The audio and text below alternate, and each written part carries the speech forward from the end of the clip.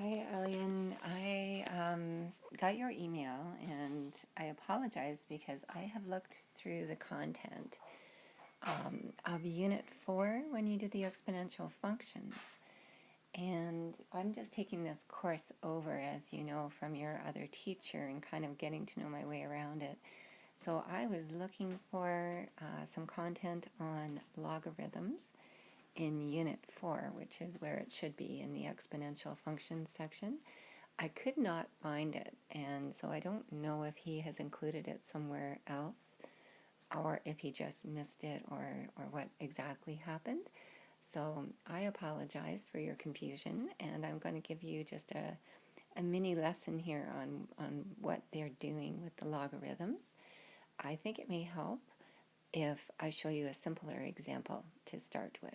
All right, so a simpler example of logarithms would be, I'm going to give you two different examples.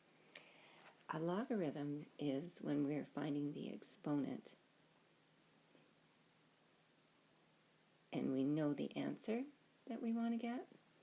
So if we have an exponential function like 10 to the exponent x, and we know that that equals 100, and we are trying to find what value x needs to be, in other words, what exponent of 10 gives us 100, then that's pretty easy. We can do that in our head because we know that 10 squared equals 100.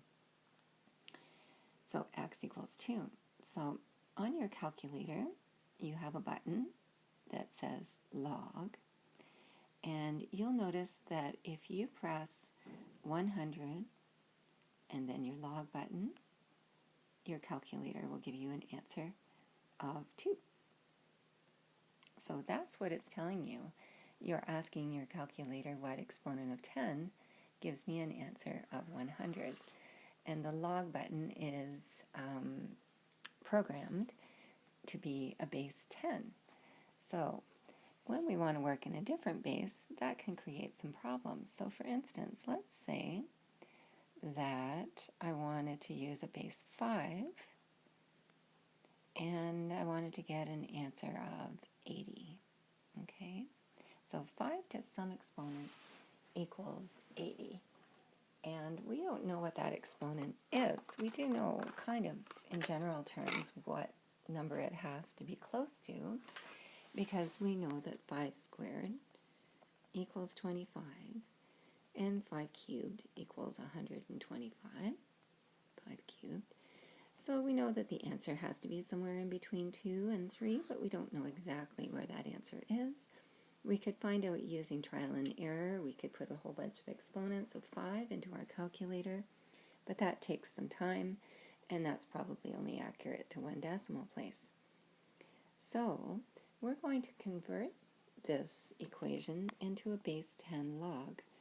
And the way we do that is a process called taking the logs of both sides. We bring the exponent in front of the 5, and then we take the log of 5 and the log of 5 and the log of 80. So now we've taken the log of both sides.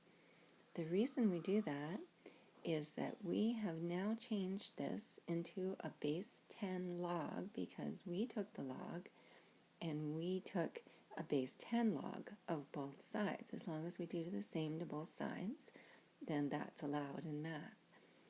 So by using the log of base 10 in this equation, we've now made it possible to use our calculator button to find the base 10 log of 80 and the base 10 log of 50.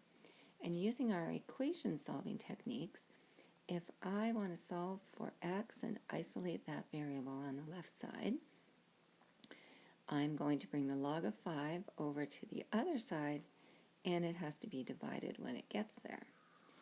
So now I have x equals the log of 80 divided by the log of 5, and you can put that into your calculator. And we get an answer of approximately 2.72.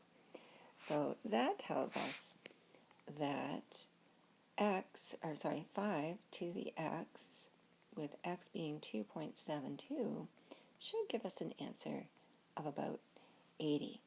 And that's how we solve for unknown exponents.